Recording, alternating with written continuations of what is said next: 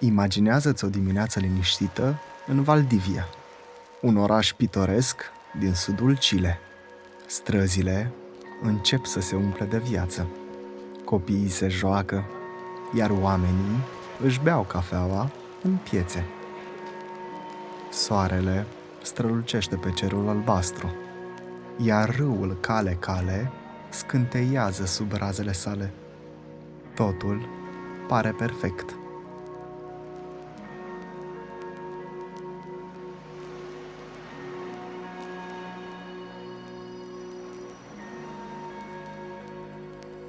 ...21 mai 1960.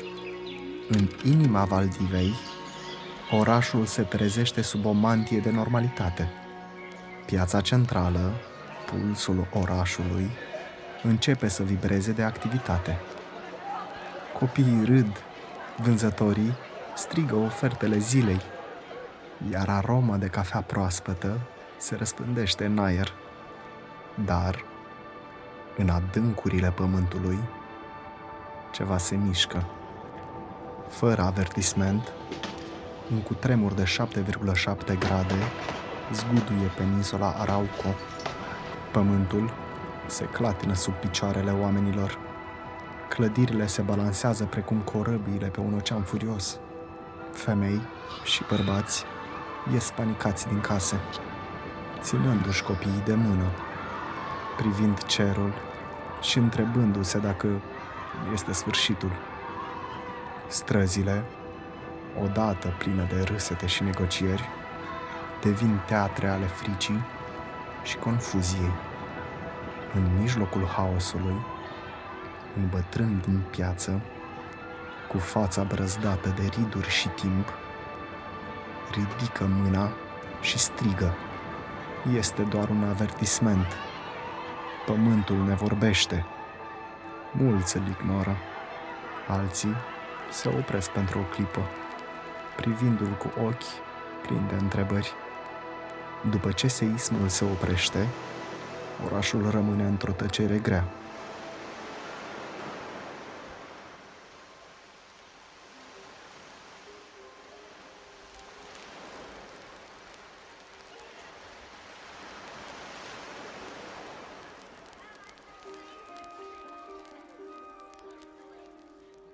După zguduirile care au trezit orașul din somnul său liniștit, Valdivia pare să își găsească din nou ritmul.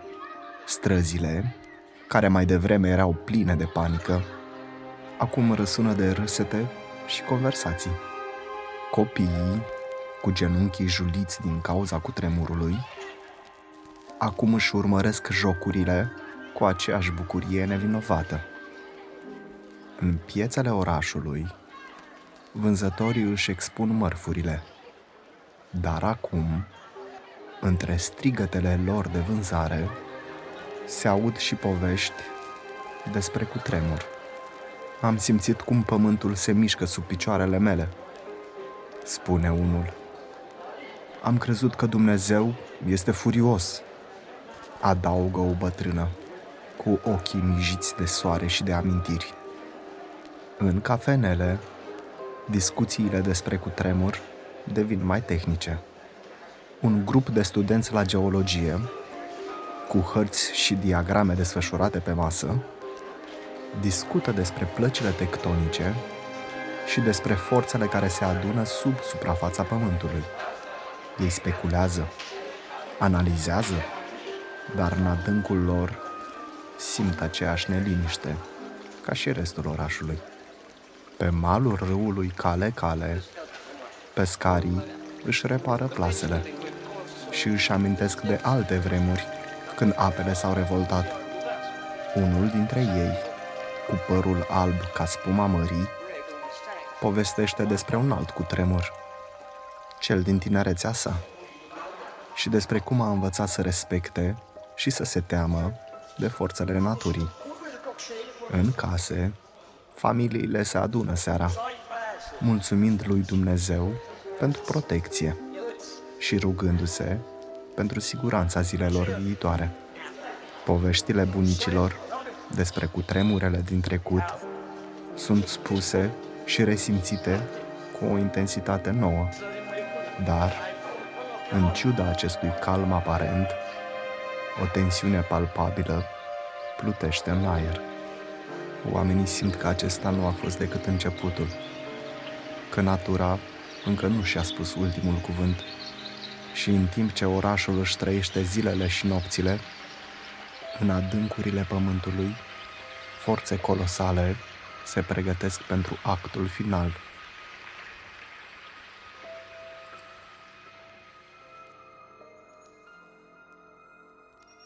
...22 mai 1960.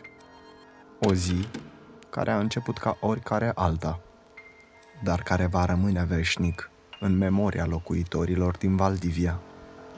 Soarele răsare, aruncând o lumină aurie peste oraș, dar această liniște matinală este înșelătoare. La ora prânzului, un murmur surd se face auzit. La început, este doar un zgomot de fundal, aproape imperceptabil, dar în câteva secunde, acesta se transformă într-un răget asurzitor. Este ora 15 și 11 minute și 14 secunde, ora exactă când totul s-a schimbat. Cu câteva secunde înaintea cutremurului, un copil râdea în timp ce își urmărea câinele jucându-se în parc. O mireasă își ajusta voalul în fața oglinzii.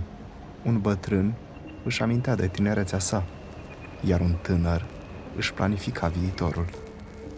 Toate aceste momente de bucurie, speranță și nostalgie au fost întrerupte brusc de furia naturii. Pământul începe să se zguduie cu o forță nemai întâlnită. Clădirile, mărturii ale istoriei și mândriei orașului, încep să se clatine, apoi să se prăbușească una câte una, ca niște cărți de joc lăsate în voia vântului. Străzile, care erau pline de viață și culoare, se deschid în crevase adânci, înghițind mașini, oameni și amintiri. Râul Cale, care până atunci curgea liniștit, se transformă într-un monstru furios. Valuri înalte ca niște clădiri se ridică și se prăbușesc peste maluri, inundând orașul și luând cu ele tot ce întâlnesc în cale.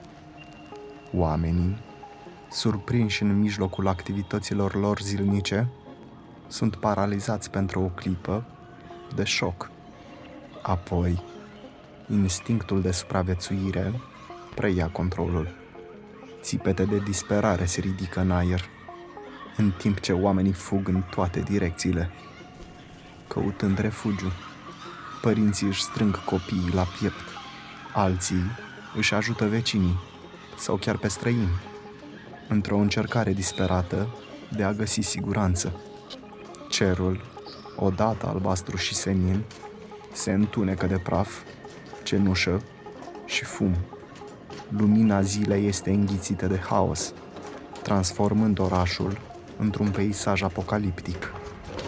Sunetul cutremurului, combinat cu țipetele oamenilor și zgomotul clădirilor prăbușindu-se, creează o sinfonie a dezastrului.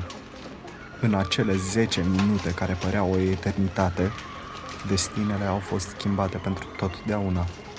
Un bărbat, prins sub dărâmături, își strigă familia, sperând să fie auzit. O mamă își vede copilul luat de apele furioase ale râului, neputincioasă în fața forței naturii. Un adolescent, văzând haosul din jur și copleșit de emoții, se retrage într-un colț întunecat, încercând să își găsească liniștea interioară. Dar, chiar și în aceste momente de groază, o întrebare persistă în mintea tuturor. Oare când va trece acest coșmar? În centrul orașului, o statuie care până atunci veghea neclintită peste locuitori este aruncată la pământ, un simbol al puterii destructive a naturii. Păsările zboară haotic, strigându-și teroarea, în timp ce animalele de companie aleargă fără direcție, dezorientate de cutremur. Un bărbat în vârstă care până atunci povestea nepoților despre cutremurele din trecut, se găsește acum în mijlocul unuia. Cu bastonul în mână, încearcă să se ridice de pe pământ, dar forța seismului îl doboară din nou și din nou. Într-un apartament de la etajul 10, o familie se refugiază sub masa din bucătărie, sperând că aceasta le va oferi protecție. Mama încearcă să își calmeze copiii, cântându-le o melodie, în timp ce tatăl se roagă pentru protecție. La spital, pacienții și personalul medical sunt aruncați în haos. Echipamentele medicale cad de pe mese, iar luminile se sting, lăsând coridoarele în întuneric. Medicii și asistentele încearcă să își calmeze pacienții, mulți dintre ei răniți sau în stare de șoc. În port, bărcile sunt aruncate în aer de valurile furioase, în timp ce pescarii încearcă disperat să ajungă la mal. Mulți dintre ei nu reușesc, fiind luați de ape și duși în larg. La o școală din apropiere, profesorii și elevii se adăpostesc sub bănci, auzind cum geamurile se sparg și pereții se cărpau. Un profesor încearcă să își calmeze elevii, povestindu-le despre eroii din cărțile de istorie, care au înfruntat adversități și au triumfat. Într-un parc, un grup de tineri care până atunci se jucau fotbal se prăbușesc la pământ, încercând să se protejeze de obiectele care cad. O minge de fotbal, uitată în mijlocul terenului, este singurul martor al jocului care fusese întrerupt brusc. O femeie însărcinată, aflată în travaliu, este transportată de urgență la spital, în timp ce străzile se zguduie în continuu. Medicii și asistentele lucrează în condiții improvizate, încercând să aducă pe lume un nou născut în mijlocul dezastrului. La o biserică din apropiere, preotul și enoriașii se adună pentru a se ruga. Clopotul bisericii sună neîncetat, un ecou al speranței în mijlocul disperării. Și în aceste 10 minute de teroare absolută, în care lumea pare să se fi prăbușit, oamenii își dau seama de fragilitatea existenței lor. Fiecare zgomot, fiecare zguduitură, fiecare strigăt devine un ecou al disperării și al luptei pentru viață. Dar, chiar și în aceste momente de haos, spiritul uman refuză să cedeze. Povești de curaj și solidaritate încep să se țese. Oameni care își riscă viața pentru a salva pe alții. Comunități care se unesc pentru a face față adversității. Aceste 10 minute, deși pline de teroare, vor deveni și un testament al rezilienței și al puterii spiritului uman.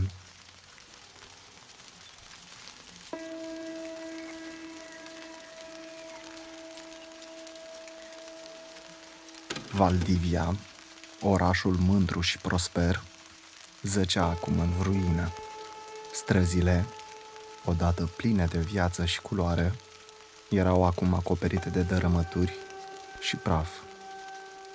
Clădirile istorice, mărturii ale trecutului glorios al orașului, erau acum doar amintiri. În aer plutea un amestec de praf, fum și un miros greu de carne arsă. În mijlocul acestei apocalipse, oamenii erau în stare de șoc. Mulți stăteau nemișcați, privind în jur, cu ochi goi, incapabili să înțeleagă amploarea distrugerii. Alții plângeau în hohote, strigând numele celor dragi, sperând să-i găsească în viață. Copiii speriați strigau după părinții lor, în timp ce aceștia îi căutau disperați. Dar în mijlocul acestei tragedii au apărut și povești de eroism. Un tânăr a intervenit rapid, salvând un grup de copii dintr-o clădire prăbușită. O femeie în vârstă, deși rănită, a împărțit apa și mâncarea pe care o avea cu cei din jur. Un bărbat a organizat un grup de voluntari pentru a căuta supraviețuitori sub dărâmături. Într-un cartier, un tată își strângea fiica în brațe, amândoi plini de praf și sânge. Fata, cu lacrimi în ochi, îi șoptea tatălui ei că este frică. Tatăl, cu vocea tremurândă, îi promitea că totul va fi bine, chiar dacă în inima lui nu era sigur de acest lucru. La spital, medicii și asistentele lucrau neîncetat, tratând răniții și încercând să salveze cât mai multe vieți. Mulți dintre pacienți erau copii, unii cu răni grave, alții în stare de șoc. În ciuda lipsei de echipamente și medicamente, personalul medical făcea tot posibilul pentru a ajuta. În port, pescarii își căutau bărcile distruse, sperând să găsească supraviețuitori. Mulți dintre ei au pierdut totul, dar refuzau să renunțe, știind că familiile lor depindeau de ei. Pe măsură ce clipele treceau, comunitatea începea să se unească. Oamenii își dădeau seama că singura cale de a depăși această tragedie era să lucreze împreună. Începeau să se formeze echipe de voluntari care să caute supraviețuitori sub dărâmăturile orașului.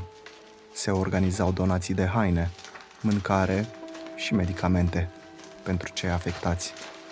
Dar, chiar și în aceste momente de solidaritate, durerea și suferința erau omniprezente. Fiecare familie avea o poveste de spus, fiecare persoană avea o rană, fie ea fizică sau emoțională. Era clar că Valdivia nu va mai fi niciodată la fel.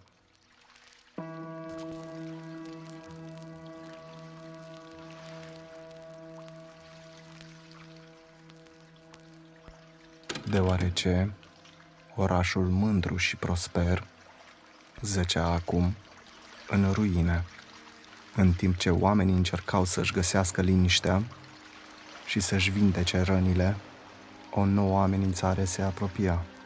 Din adâncurile oceanului, valuri uriașe, alimentate de furia cutremurului, se îndreptau spre țărm.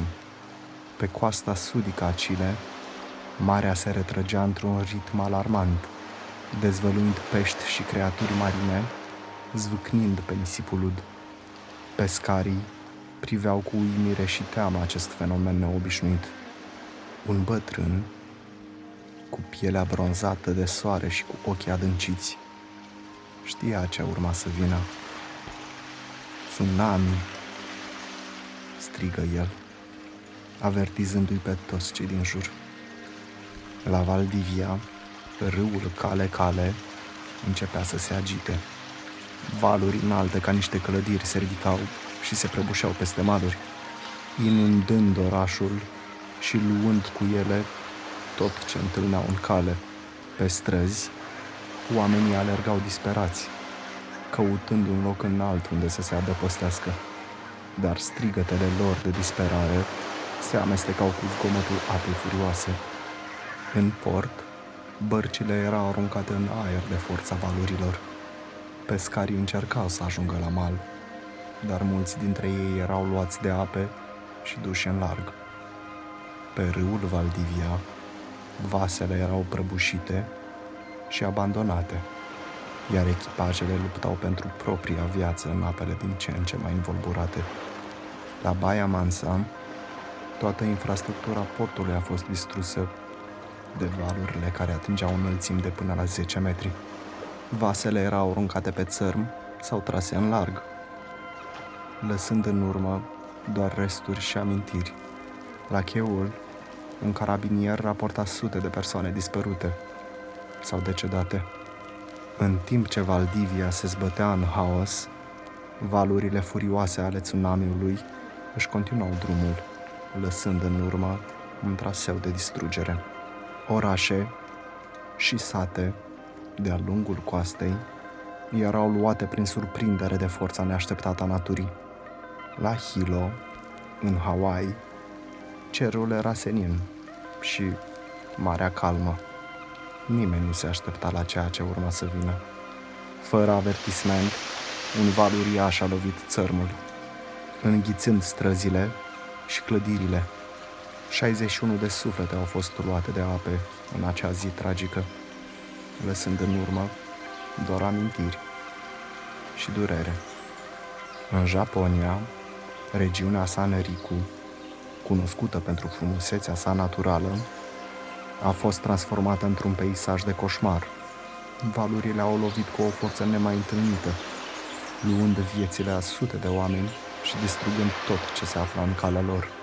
Povești despre eroism și sacrificiu au început să circule. Despre oameni care și-au riscat viața pentru a salva pe alții, dar și despre pierderi inimaginabile. În Filipine, China, Noua Zeelandă și Australia, țărmurile au fost martore la furia oceanului. Porturi întregi au fost distruse. Bărci și vase au fost aruncate pe uscat sau trase în larg, iar comunitățile de pescari au fost devastate. În insulele Aleutian, departe, în nord, valurile au lovit cu o forță surprinzătoare. Peisajul sălbatic și izolat al insulelor a fost schimbat pentru totdeauna, cu sate întregi rase de pe fața pământului. În timp ce orașele de pe coastă se confruntau cu furia tsunamiului, fenomene neobișnuite se manifestau și în adâncurile lacurilor. Pe lacul Pangui Puli, apele, de obicei liniștite și clare, au început să se agite într-un mod neașteptat, deoarece un val din lac s-a ridicat la peste 1 metru, măturând malurile și surprinzându-i pe cei care se bucurau de liniștea zilei pe țărm. Dar Pangui Puli nu a fost singurul lac care a resimțit furia cutremurului. Un alt val similar a fost zguduit de apele lacului Nahuel Huapi, situat la peste 200 de kilometri distanță, pe partea argentiniană a Anzilor. Acest val nu a fost doar o simplă unduire a apei. Se crede că a fost provocat de o alunecare de sedimente de pe fundul lacului, declanșată de cutremur. La San Carlos de Bariloche, un oraș pitoresc de pe malurile lacului, oamenii au fost luați prin surprindere. Valurile a distrus un ponton și a luat viețile a 2 oameni nevinovați. Strigătele de ajutor au răsunat pe malurile lacului, în timp ce locuitorii și turiștii încercau să înțeleagă ce se întâmplă. Aceste fenomene neobișnuite au fost un alt memento al puterii neînfrânte a naturii și al interconexiunii dintre toate elementele pământului.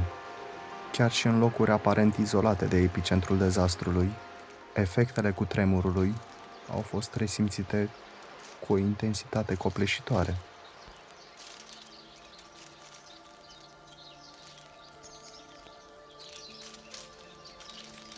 În umbra maestoasă a Anzilor, secretele pământului începeau să se dezvăluie. Văile abrupte, acoperite de păduri dese, erau martore la schimbările nevăzute ale naturii. În jurul faliei lui Queen of Kui, pădurea, dominată de copaci, părea să șoptească povești vechi despre forțele ascunse ale pământului. Dar, în acea zi, pământul a decis să vorbească într-un limbaj mult mai puternic. Alunecările de teren au rupt liniștea, transformând pădurea într-un spectacol al haosului. Pământul, care stătea ferm și stabil, acum se mișca sub picioarele animalelor înspăimântate, care fugeau pentru viețile lor. Păsările zburau spre cer, formând spirale haotice, ca și cum ar fi vrut să scape de furia pământului.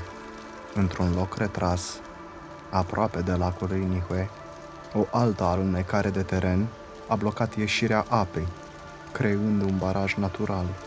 Acest eveniment a stârnit teamă și neliniște în inimile celor care cunoșteau puterea apei. La o distanță de aproximativ 100 de kilometri spre sud, munții înconjurați de râul Golgol au fost, de asemenea, martorii la o altă dramă a naturii. Alunecările de teren au baricadat râul, formând un alt baraj temporar. Cu fiecare secundă care trecea, presiunea apei creștea, amenințând să spargă barajul și să elibereze un val de distrugere. Și așa s-a întâmplat. Iar când apa a spart barajul, a curs cu furie spre lacul Puyehue, lăsând în urmă doar distrugere. Drumul internațional care lega Chile de Argentina a fost rupt în bucăți, izolând regiunea și întrerupând orice posibilitate de a primi ajutor.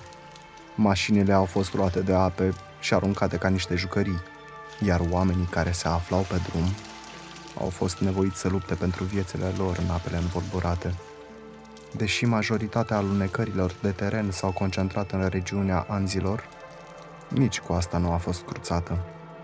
La poalele munților coastali chilieni și pe malurile lacului Lancuihue, pământul s-a mișcat, schimbând peisajul și lăsând în urmă cicatrici adânci. Peisajul, care fusese pitoresc și liniștit, acum era marcat de răni și distrugere.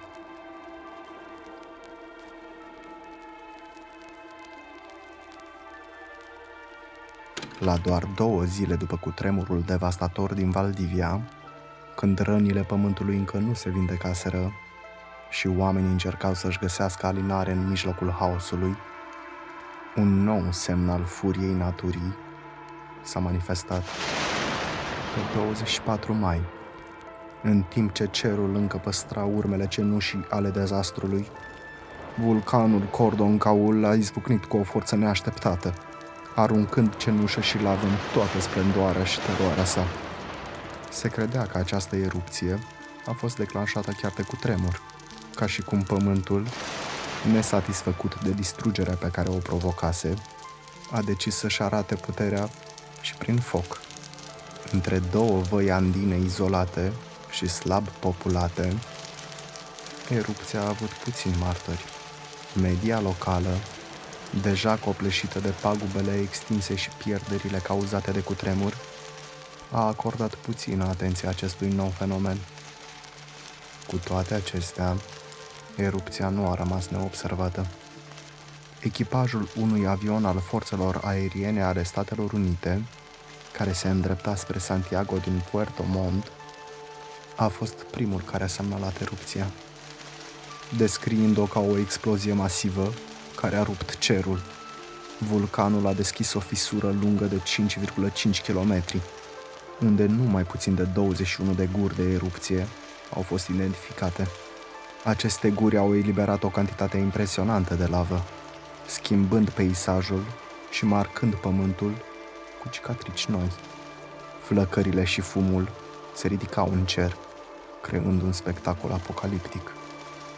Cu toate acestea, datorită unui plan de evacuare eficient și rapid implementat, niciun deces uman nu a fost asociat cu erupția care a durat 59 de zile, până pe 22 iulie, lăsând în urmă un peisaj desprins parcă din cărțile de groază.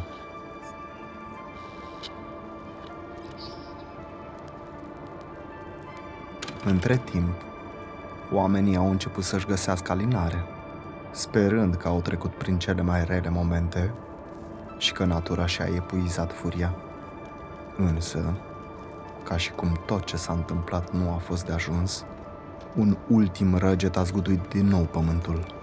Pe 6 iunie, când rănile încă nu se vindecaseră complet, răni provocate de cutremurul istoric, de tsunamiurile care au urmat și de erupția vulcanică, pământul a decis să-și reamintească din nou prezența. În regiunea Aysén, un cutremur cu magnitudinea de 7,7 a zguduit pământul, aruncând oamenii din nou în haos. Această replică, un ecou al furiei anterioare, a avut loc, cel mai probabil, de-a lungul faliei lui Queen of Cui. Acest lucru sugerează că falia a fost mișcată ca o consecință directă a cutremurului devastator din 22 mai. Pământul, care părea să se fi liniștit, a început să tremure din nou, cu o intensitate care a clătinat din nou casele și pădurile.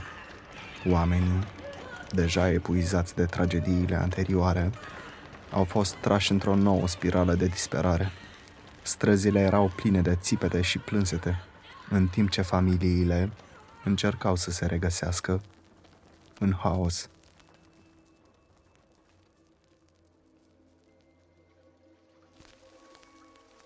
După ce ecoul ultimului cutremur s-a stins, Chile a rămas într-o liniște apăsătoare. Străzile, odată pline de viață, erau acum dominate de tăcere și de amintirea furiei naturii. În inimile multora, întrebarea care răsuna era: cât timp va dura această furie a naturii? Cu fiecare nouă tragedie, speranța părea să se estompeze, înlocuită de o teamă profundă și o nesiguranță constantă. În această atmosferă tensionată, amintirea celui mai devastator cutremur din istorie a revenit în mintea oamenilor.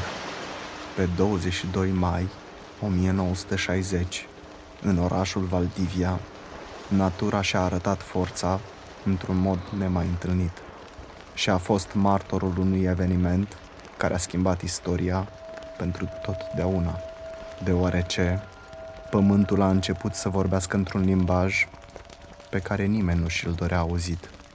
Marele cutremur chilian a fost un cutremur care a zguduit nu doar Chile, ci întreaga lume. Cu o magnitudine de 9,5, a fost cel mai puternic cutremur înregistrat în istorie.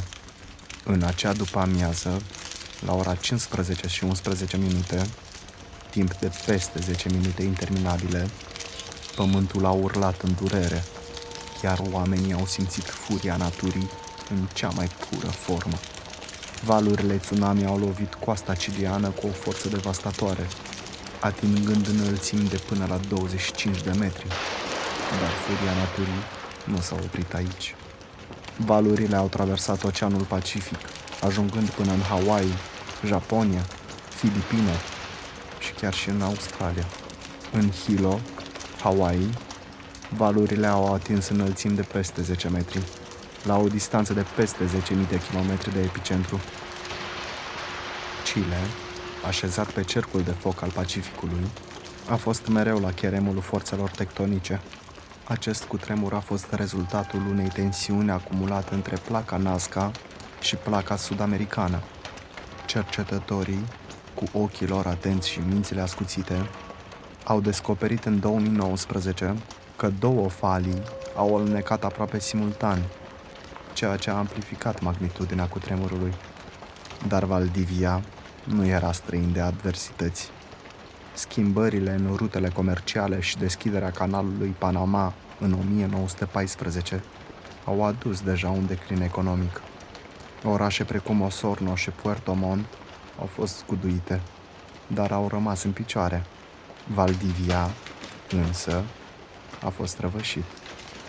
Clădirile moderne, mândriile orașului, au căzut una după alta, în timp ce casele tradiționale din lemn, cu poveștile lor vechi și amintirile adunate de-a lungul anilor, au rezistat mai bine în fața furiei naturii. Era ca și cum timpul și tradiția au oferit un scut împotriva dezastrului. După ce praful s-a așezat și apele s-au retras, ajutorul a venit din toate colțurile lumii. Statele Unite au trimis experți pentru a realiza un studiu geologic al Valdiviei, încercând să înțeleagă și să prevină astfel de tragedii în viitor. Cutremurul a lăsat în urmă nu doar dărâmături, ci și o economie zdrobită. Industria laptelui, vitală pentru regiune, a fost sprijinită de guvern și a beneficiat de o cooperare tehnologică internațională. Dar, chiar și în mijlocul acestei devastări, natura a arătat că poate crea și renaștere. Un nou ecosistem acvatic s-a format, atrăgând o faună diversă de păsări, inclusiv elegantele lebede cu gât negru. Reconstrucția a fost o provocare imensă. Guvernul chilian a răspuns rapid, dezvoltând un plan ambițios de reconstrucție. A fost creată o nouă instituție, ONEMI, pentru a coordona eforturile de reconstrucție și pentru a pregăti țara pentru viitoarele dezastre. Dar, în mijlocul acestei renașteri, au existat și momente de disperare profundă. În satul Colileufu, locuitorii, copleșiți de durere și frică, au recurs la un sacrificiu uman, într-o încercare de a calma pământul și oceanul. Acest act tragic a fost menționat într-un articol din revista Time, arătând că, uneori, frica poate duce la decizii neașteptate. Istoria ne arată că Valdivia a fost martor la cutremure și în trecut. În jurul anului 1800 înainte de Hristos și în 1575, dar niciunul nu a avut magnitudinea și impactul celui din 1960. Cu toate acestea, pe 27 februarie 2010, un alt cutremur major a zguduit regiunea, amintindu-le locuitorilor de forța implacabilă a naturii.